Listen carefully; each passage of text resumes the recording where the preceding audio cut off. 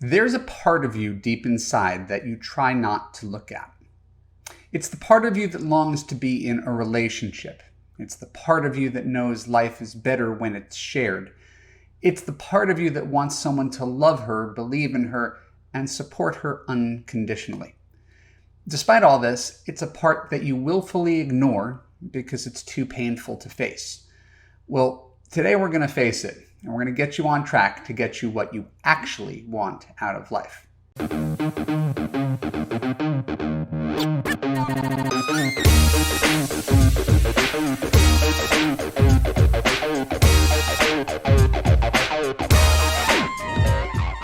I'm Marc Katz, dating coach for smart, strong, successful women, and your personal trainer for love. Welcome to the Love You podcast. Please stay to the end of this video to reconnect with your deepest desires and get into action to get you the love you deserve now. When we're done, I'll let you know how you could apply to Love You to create a passionate relationship that makes you feel safe, heard, and understood. So let's set the scene. As I've mentioned in previous Love You podcasts, when people apply to Love You and are qualified, I get on the phone, spend about 45 minutes asking a series of questions, and virtually every woman I've ever worked with has the same idea of what she wants her life to look like a year down the road. Serious boyfriend, wake up next to each other, quickie morning sex, coffee, leisurely breakfast, hiking or biking or working out, something fun or relaxing in the afternoon, the beach, a museum, a barbecue, followed by dinner, drinks, friends, laughter, maybe some more sex. This is the life that I have with kids, and I highly recommend it, and it's my chief export that I try to help other people achieve. But if this isn't the life that you have right now, and it's the life that you want, we have to address the elephant in the room. Why aren't you actively pursuing this life, the one that you claim to want deep in your heart? Why aren't you pursuing it with more intention and vigor? The same way that you do when it comes to getting up in the morning and going to work for 50 hours a week. So I want to invoke something I learned from a friend of mine. And I'm going to be working off of something that I'm reading here. This isn't my own material. My friend's name is Alana Pratt. She's a relationship and intimacy coach, a close friend of mine. And one day we were out to lunch and we're talking shop about what we do. And she said something that was so interesting that I decided to write it down. I wanted to share it with you today because I thought you can benefit from it. So it's going to be a little challenging. We're going to go a little bit deep, and I'm hoping you could stick with me on this one. Alana's premise is when you are blocked. You're blocked for a couple reasons. The one that I spend a lot of time talking about is your fear. Fear of getting rejected, fear of getting hurt, fear of being vulnerable, fear of putting yourself out there again, fear of investing time, fear of getting used, fear of intimacy, fear of a broken heart. We can go on, and these are fears that are triggered by experiences you had in your past. What Alana suggests is that there's something that you actually love about being alone. And it's really hard to untie these two things, so bear with me if I'm not doing this idea its proper justice. Since people either avoid pain or seek pleasure, I could spend my time telling you how you're avoiding pain, but I'm also going to look at, well, what's the pleasure of holding on to your pain and fear and story? What do you love about being alone, being a victim, staying cocooned, playing it safe? What do you love about that? Because there's something to untangle. There's something kind of weird and toxic here. Like, think of guys you've dated in the past, and you can justify why you were with them. And this is kind of a tangent, but you meet a guy and he's good on paper and he wants you and he knows what your baggage is and you have fun together and you focus on the good with him and you sort of discount the rest. And so you stay in a relationship that doesn't really meet your emotional needs, right? Once again, compartmentalizing, right? Choosing a relationship that's doomed right? And ignoring the things that are dooming the relationship. He's married. He never wants to get married, right? He doesn't know what he wants. He doesn't want children. He's too busy. He's got custody issues with his wife. He's going through some hard times at work and really doesn't know where he's at. So I've mentioned these things on previous podcasts, but you're choosing those men, right? And you're anchoring your relationships at a certain place where they can't go higher. So you're choosing this life. You're choosing these limitations. Why? Why anchor yourself here when you can aim higher? Right? Why do you discount all of these flaws? What do you love about long-distance relationships that never pan out?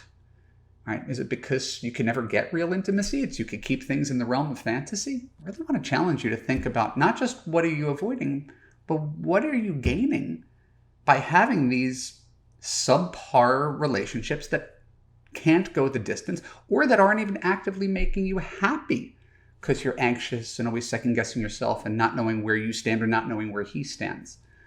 Right? These are choices. They might not be conscious choices, but every second you're spending with the wrong man, as I say in Love You, you're not actively looking for the right one. So chew on this for a second. Why do you choose something that doesn't work for you and is not going to result in a happy marriage? I got some ideas.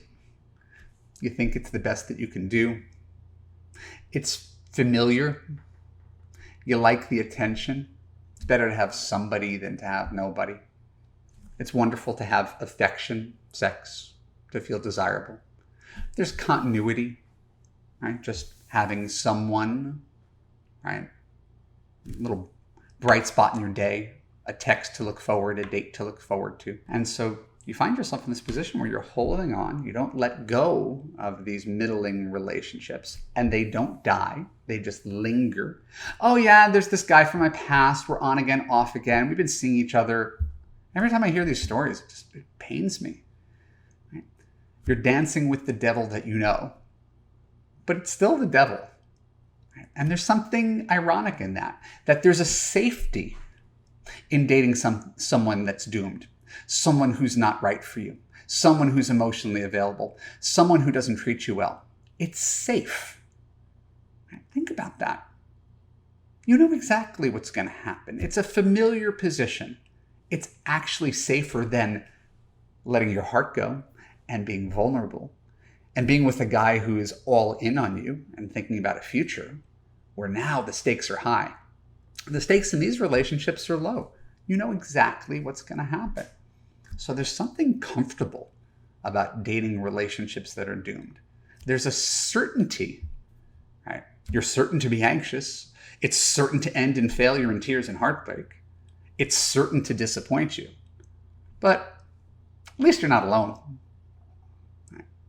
And so what does that affect? What does that have? What effect does that have on you? Well, it makes you doubt your own judgment. It's very, very cloudy thinking. It's my job as your dating coach. It's my job. The job in Love You is to clarify, what are you doing here? Why do you keep on lapsing back into these patterns?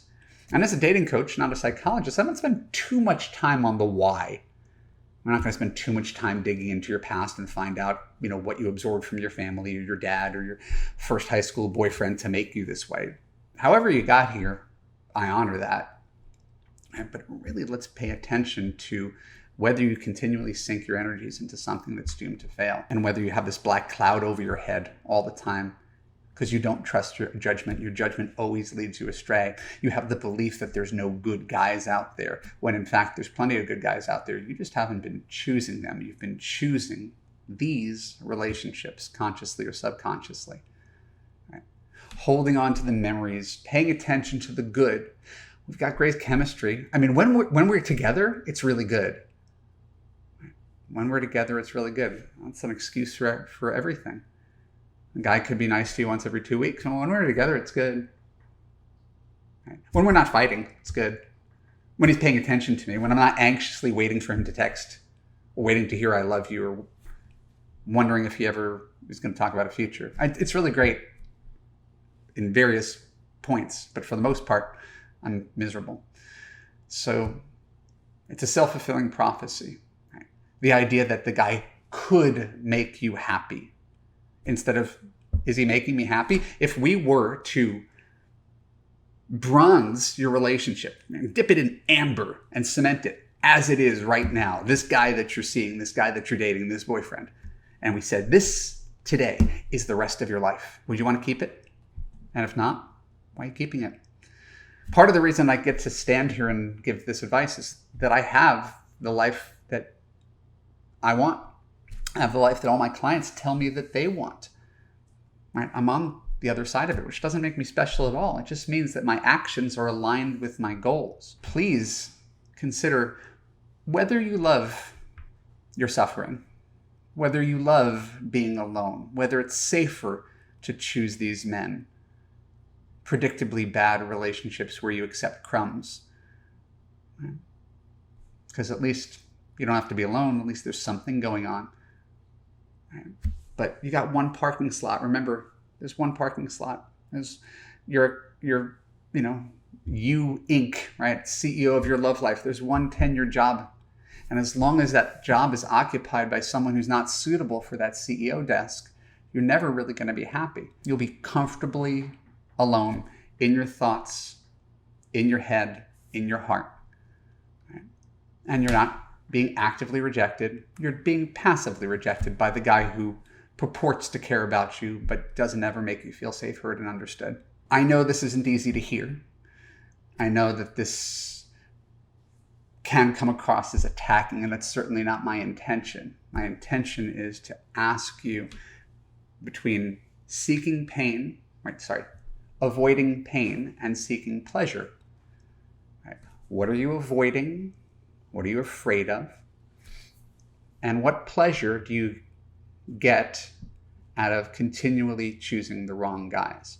And if you're done with that, do something differently. Don't just listen to this podcast, watch this video, and keep doing what you're doing.